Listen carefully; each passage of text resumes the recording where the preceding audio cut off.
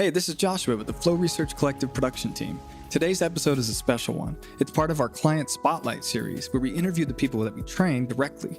We work with executives, entrepreneurs, and business leaders who want to rework how they work so they can get more results in less time with minimal struggle and, of course, a whole lot more flow. Now, if you want to level up your performance, then tune in as we dive into their daily routines, tease apart what they're learning, and shine a light on how to achieve your goals faster without sacrificing your personal life. How do we democratize well-being? Well, I think it starts with self-awareness and awareness of the others, and to notice these connections between our well-being and the health of people globally. My actions right now are having a huge influence on somebody on some island very far away who is bearing the brunt of what we're seeing with climate change in terms of, rising sea levels or wildfires maybe. What does it take to do the impossible? What does it take to level up your game like never before? What does it take for individuals, organizations, for even institutions to achieve paradigm shifting? Nothing is ever the same again. Breakthroughs. Our mission is to decode the neurobiology of flow and cognitive peak performance. Access the minds of maverick scientists, groundbreaking innovators, and world-leading experts to understand what it takes to achieve ultimate human performance, so you can feel your best, perform your best, and accomplish your boldest goals. I'm your host, Rian Doris, and together with best-selling author Stephen Kotler, I present to you Flow Research Collective Radio.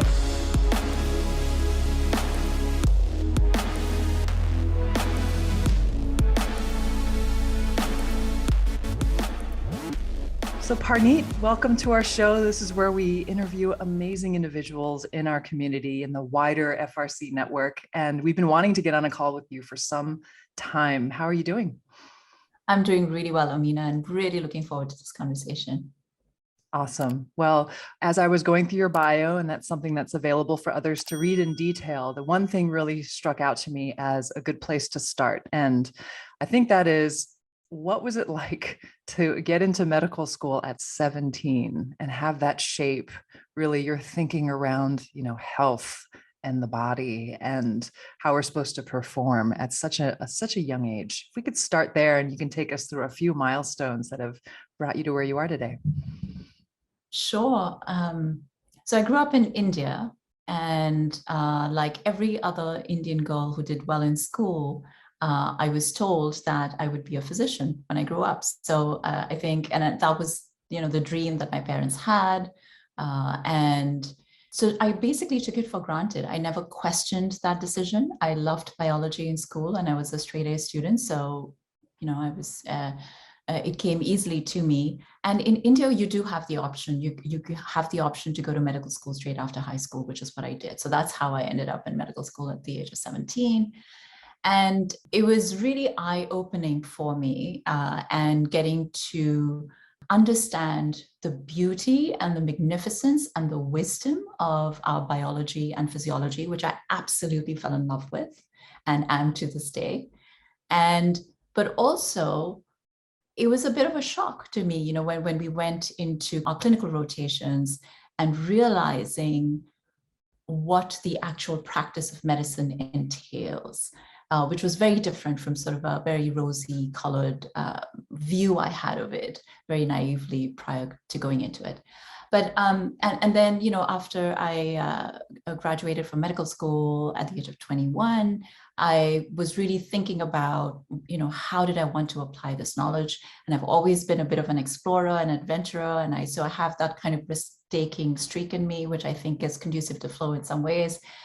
Very curious, and I wanted to explore the world. And I come from a very humble background. My parents and my family supported me in all the ways that they could, but I sort of had to make my way through the world and figure out what I wanted to do and fend for myself. And that journey basically brought me to North America, where I ended up doing my medical residency. I was really lucky to get into amazing schools at Columbia and at Harvard.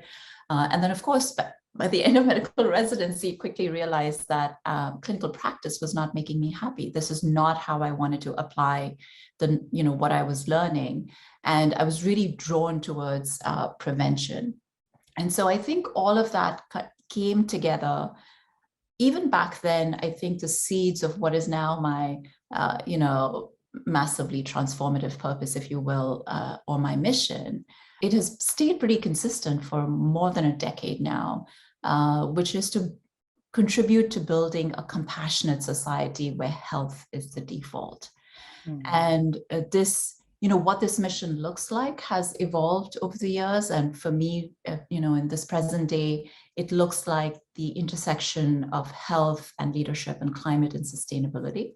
And we can get into what all of that means. But yeah, so for me, the first part, which was how can we make health the default, was really guided when I looked at the data. So when you look at the burden of disease globally, not just in North America, it's most of our healthcare dollars go towards treating lifestyle-related chronic diseases.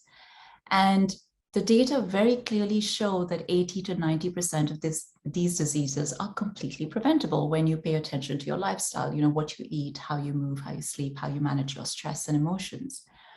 So for me, when I saw that piece of data, I was shocked that, the emphasis in medical school, in medicine, in our healthcare system is always on treating people after they fall sick.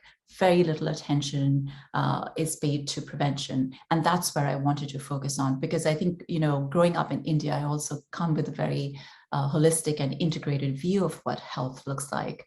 So that's one piece. But then, as I started diving into what helping people stay well might look like, and that journey took me through designing well-being programs for executive health, for wellness spa, and then ultimately in the workplace, and scaling those well-being programs, I realized that individual responsibility is important, of course, and everybody needs to take care of their health and human performance. This is something that, of course, I focus on in my work a lot.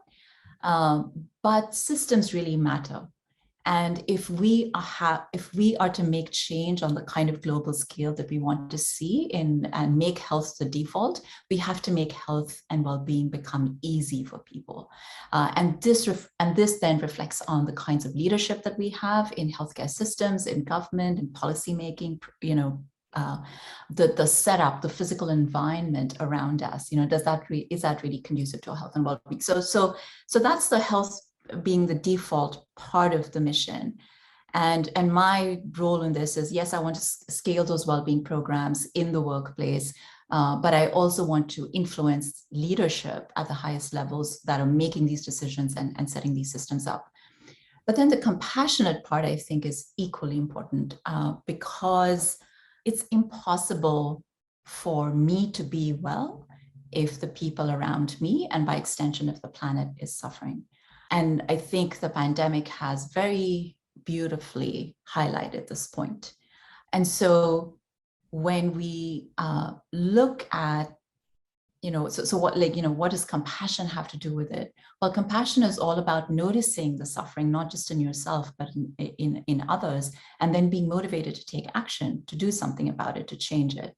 And the good news about compassion is that it's a trainable skill in the brain. There are things that you can do to train your compassion networks. And so I think for me, that is my ideal vision of the world that we want to live in, is a compassionate one where health is a default, where then we can show up and have those moments of flow and be our best and perform our best and take care of each other.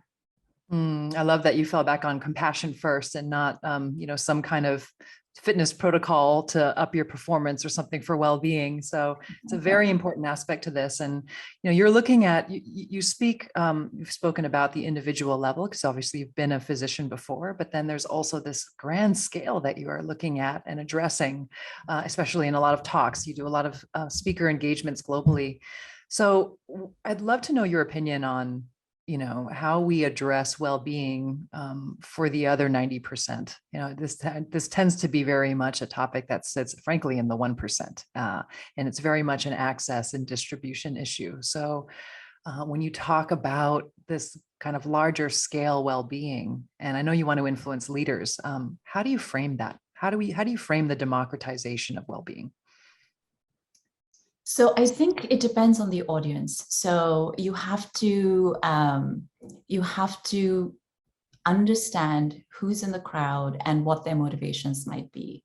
For a lot of people, I found that if you can personalize the outcome, it works really well. So one example that I'll give you is, and this is also sort of something that I want the FRC community to think more about and to ask themselves is, the food on your plate 2 to 3 times a day. Each individual on the planet has the power to influence the well-being of everyone globally through the choices that they make with the food on their plate. So I want us to start becoming aware of and asking ourselves, what's on my plate? Where did it come from? What is the carbon footprint of the food? What did it take? Who were the people that touch that food? So all the way from the farmer that grew the food to the storage folks, to the retailers, to the manufacturers, to the cook in whatever kitchen it was cooked in before it landed on your plate. And then, so that's one piece, which is, so what is the carbon footprint of that food? And then once I consume this food, how does it impact my own energy? So my ability to, the energy that I have to show up for whatever work that I'm doing in the world and the way that I might be showing up as a leader, or, whatever change, whatever my MTP might be in the world. How does it affect my relationships and the way that I interact with other people? But then what is the impact on the planet? And a great way to and that can seem like a very lofty thing to think about. But if you just ask yourself this question, if all the almost 8 billion people on the planet today were to eat the way that I'm eating, and then, in a few years' time, by 2050, the 10 billion or so people, if they were to eat what I'm eating in a day, would we even have a planet that we could survive on? Or how would that impact, the weather patterns in many different parts of the world? So again, that's just one example, but I think a very interesting way to start investigating this relationship of how do we democratize well-being? Well, I think it starts with self-awareness and awareness of the others, and to notice these connections between our well-being and the health of people globally.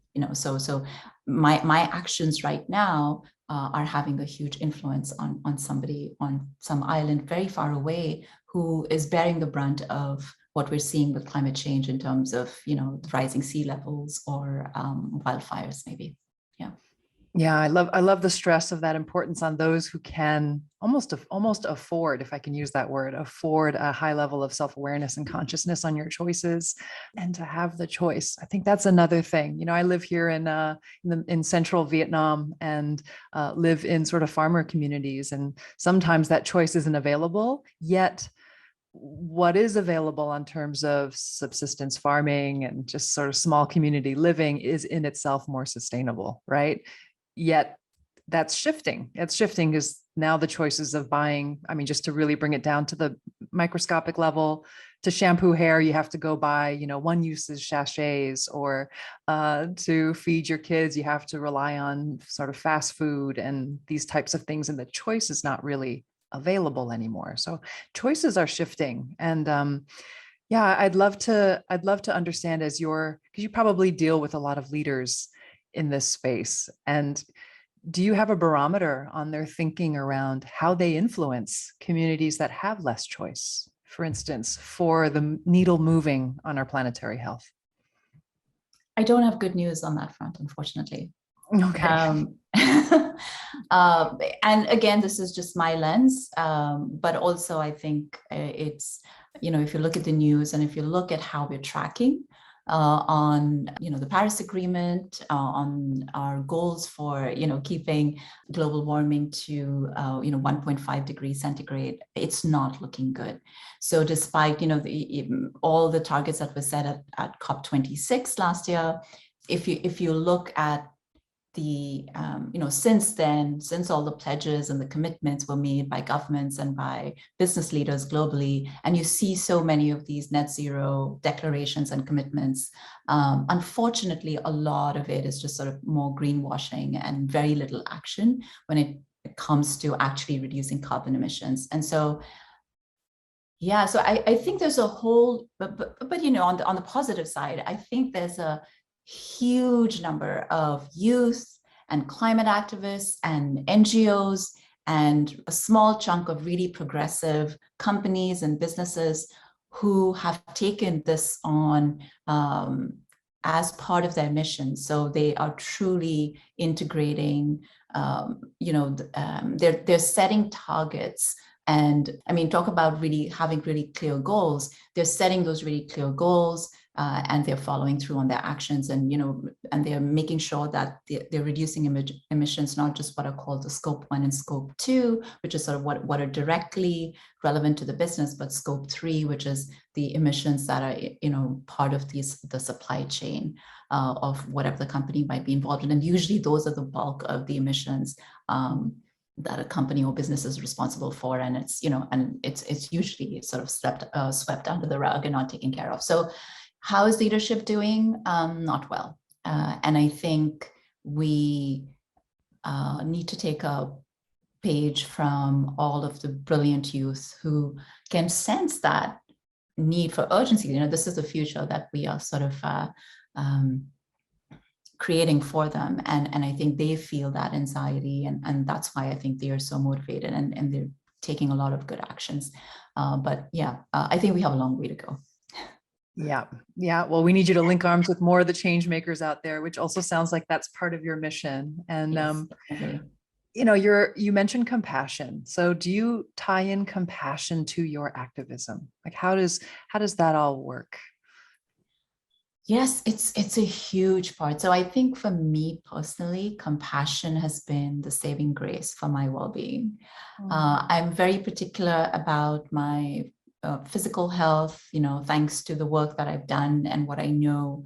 I'm very interested in living a long, healthy life. So not just improving my lifespan, but my health span. And I'm really interested in all the conversations in science around longevity.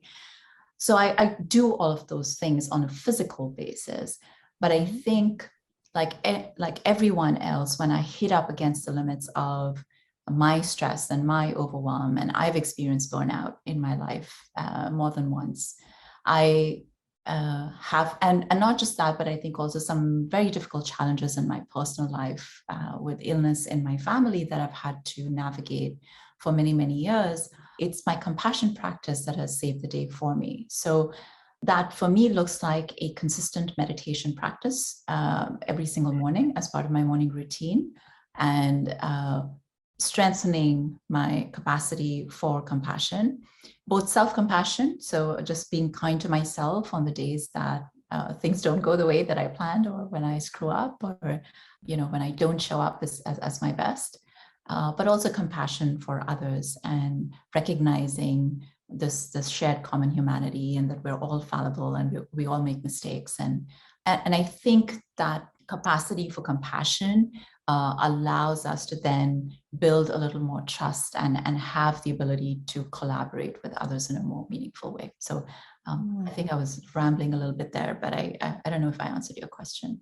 No, you definitely answered it. And I almost want to turn up the dial on, I can sense also that there is urgency in what you're talking about when it comes to compassion. That I can tell it's not a nice to have, like it's something that you absolutely need to embody and cultivate in your personal life. But can you tie that to the necessity of compassion for leaders that are in this space of making change towards our personal and planetary health? Like, why is it so important to embody it? It's not just like a nice to have once in a while thing, or a retreat that you go on and learn some tips here and there. Why is it so important? So when you look at the research behind the science of compassion and the effect that it has on the personal level, yes, it's going to help you stay well. It's going to boost your motivation. So the benefits of self-compassion are many, including boosting your personal motivation. You're more likely to stick to a health and well-being program, for example, it strengthens the quality of your relationships. And then when we're compassionate to others, it actually stimulates our parasympathetic nervous system. So it's one of the best ways to decrease your stress in any given moment, to deal with that overwhelm and burnout. So it's one of the best ways to increase your resilience. And then, but on an organizational scale, the benefits of compassion are many as well. So when we look at organizations who build cultures where teams are encouraged to engage in what's called companionate love, which are those micro moments of love where you take a second to ask how the other person is doing, or bring a cup of tea for them, or just, if they make a mistake, just saying, it's okay, I have your back. Those are the cultures that have been shown to be the most innovative.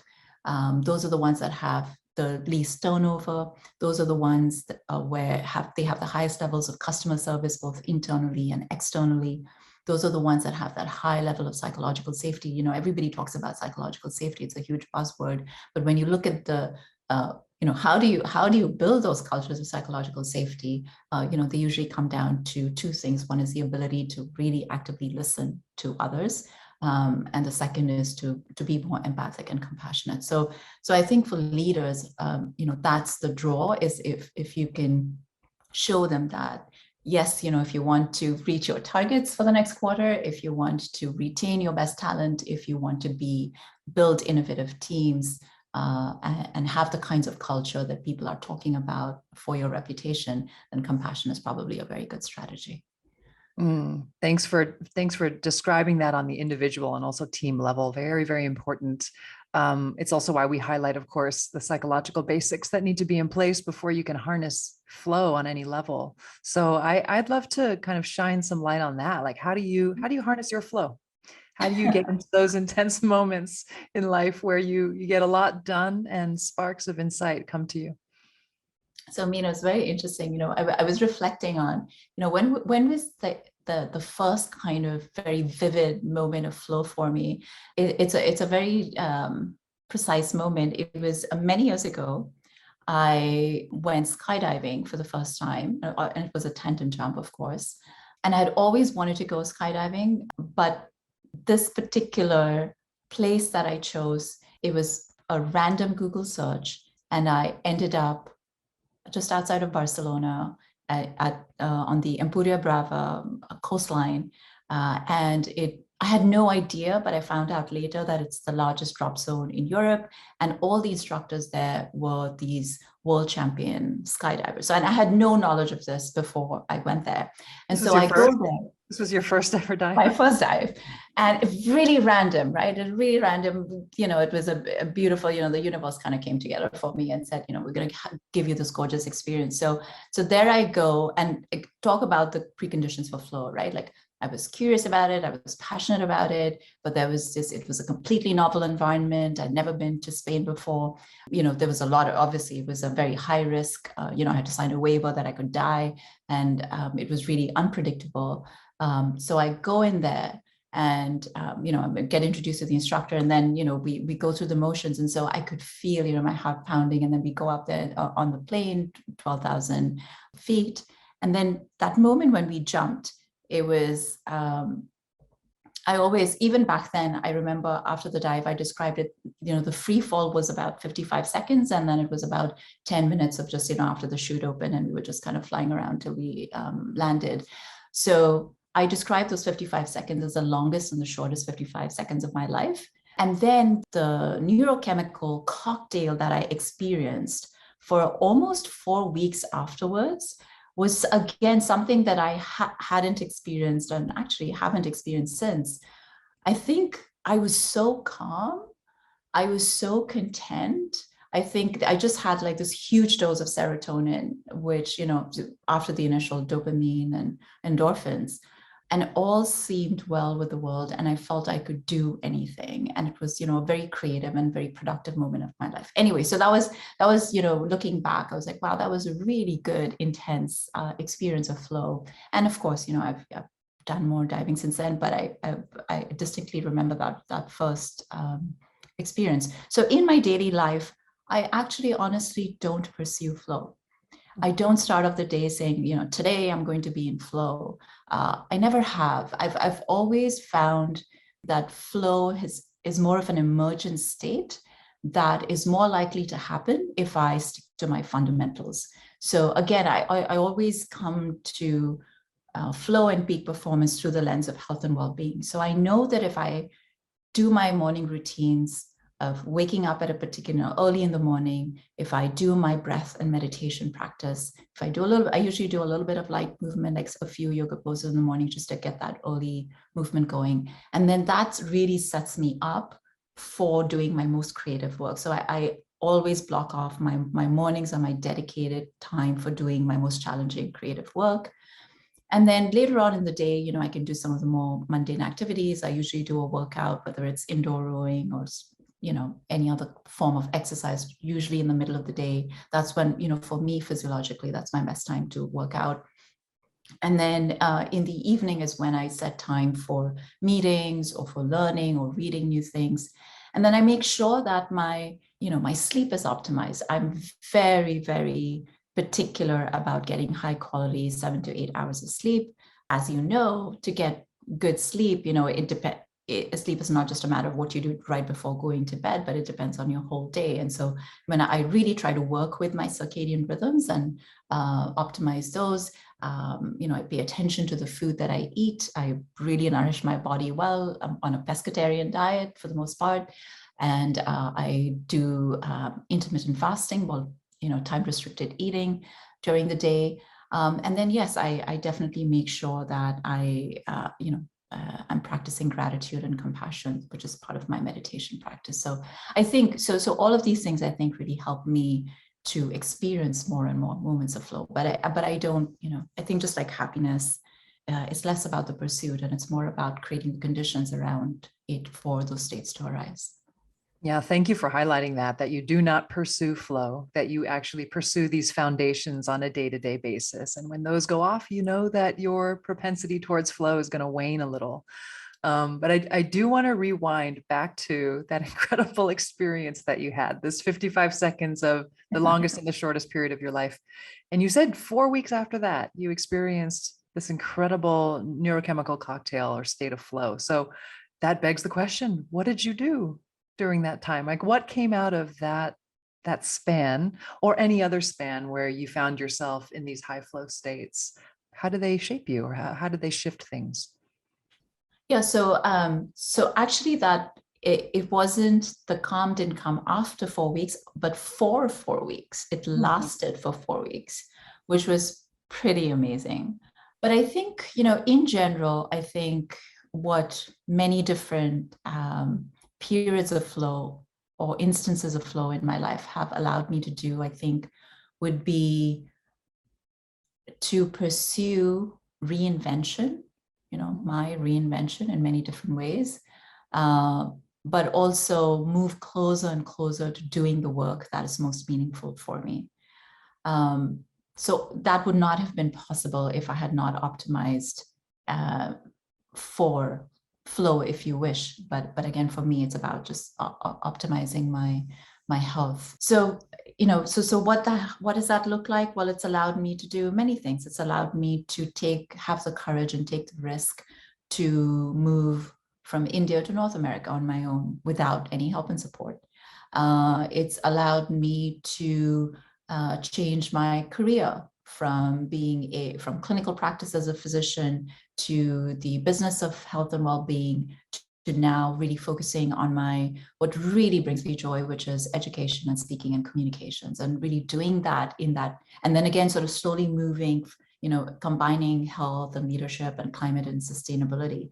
It's allowed me to stand on huge stages, and there I very distinctly I can see myself moving to the flow cycle pretty distinctly, because for most days, like I take a flight and then I reach a different time zone, and then I'm always, cursing myself. Why do I get myself into these situations? And, I have all the butterflies and, all the struggle that comes with making sure that I know what I'm going to say the next day. And then most times, not always, but most times then I do, through my breathing or meditation practice, just try to give myself that moment of release and say, okay, you know, I've done my best in preparation, and now let's just, you know, leave the rest to my preparation. And then you know, I love those moments when I'm on stage in front of lots of people and it just flows, right? You know, I lose track of myself, which is a good thing, and my my sense of self, and you know, who I am and my identity and so on, and just sort of try to embody the message or the content that I'm, or the, you know, what I'm trying to convey to the audience. And it's a beautiful feeling when I'm able to make that connection and articulate my ideas in a meaningful way, and then of course come back down and then go into recovery of some sort. So yeah, just yeah, I hope those highlight some of the things that flow has allowed me to do. Yeah, I've actually, I wonder what you think about this. I've spoken to other people who can really find flow on stage, who experience lots of flow. And as you said, you know, it's a selfless experience. It's an egoless experience. And that it starts to become this two-way street where you can kind of almost feel or sense the audience and how they're riding with you in that delivery. So what have you sensed, like temperature check on what your audience is interested in around your topics? Like where is really the passion or the need or the gap that they want to step into in terms of a topic? Again, it's, you know, again, it depends on the audience, right? Because obviously a lot of the conferences, you know, self-select for a particular theme. But a couple of areas that I'm noticing a lot of interest is definitely around this connection between health and climate. You know, that's what I talk about a lot of the times.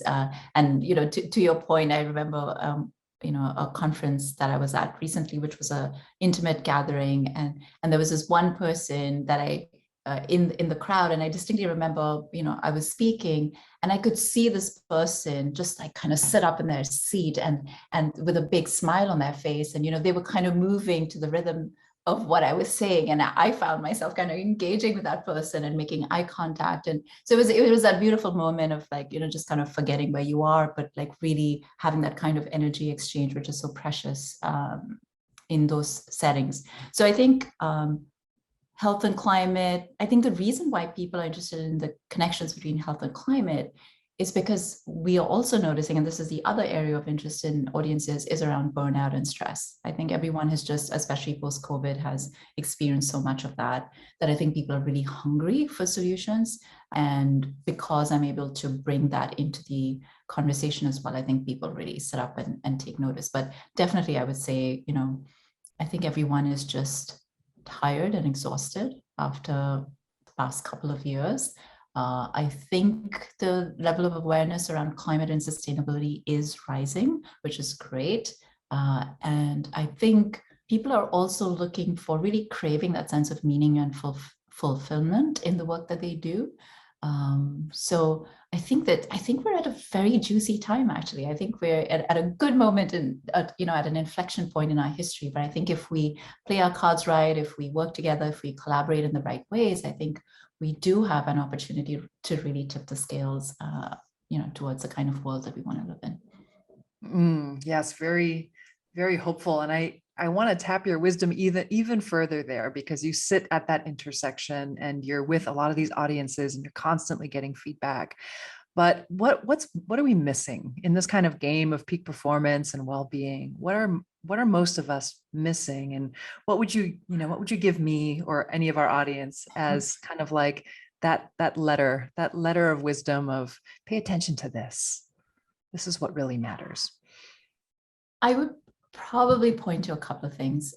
One is peak performance, and definitely health and well-being is not a hack. And so we need to just get away from that kind of mentality and instead get curious about what I mentioned in the beginning, which is get curious about the wisdom of our bodies and the awe-inspiring intelligence. I always get chills when I think about, and I'm a science geek, so when I think about the hundreds of thousands of chemical reactions that are happening seamlessly in all the cells of our bodies right now, even as we're having this conversation, that are making this conversation possible, what could be more beautiful? And so once you start to understand your physiology and the beauty of it, then how can you not take care of your physiology? How can you not tend to it in a different way?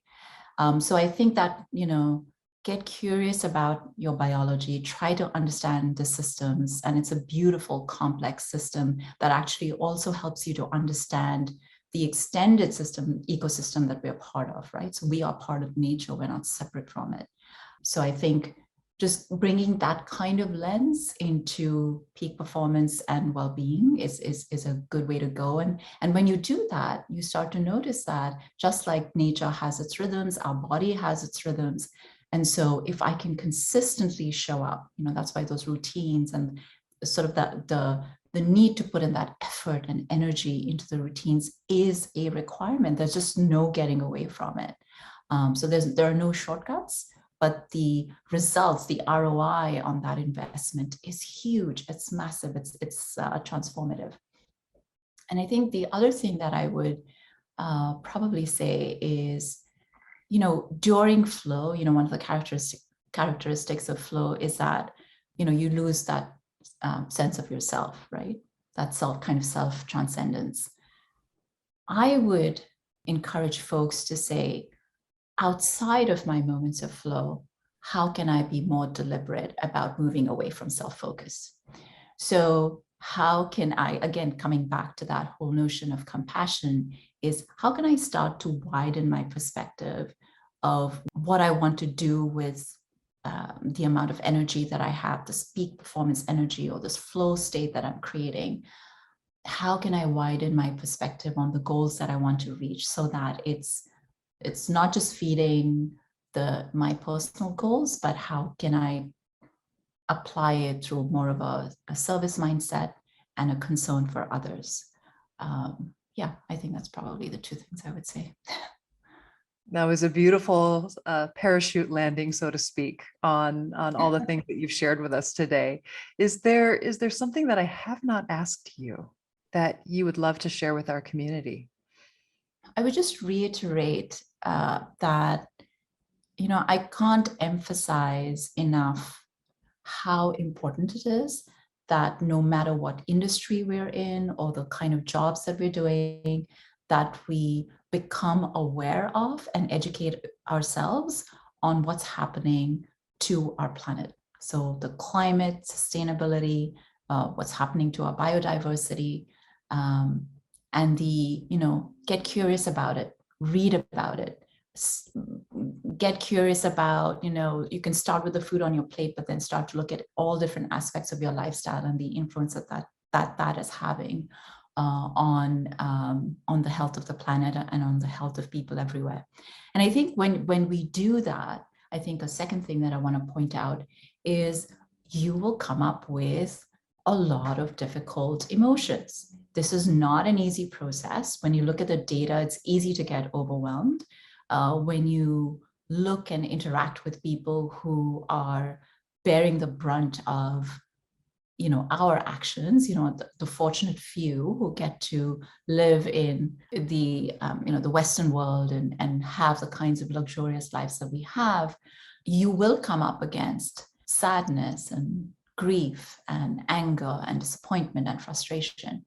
And so I think a very important skill for all of us to learn is to be able to lean into those moments of discomfort and be okay with that.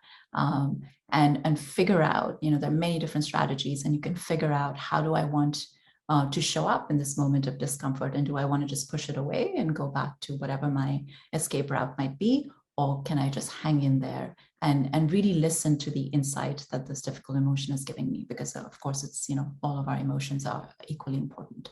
So yeah, and again, for me, I think leaning into that discomfort is the starting point, and the most beautiful platform for our compassion to strengthen.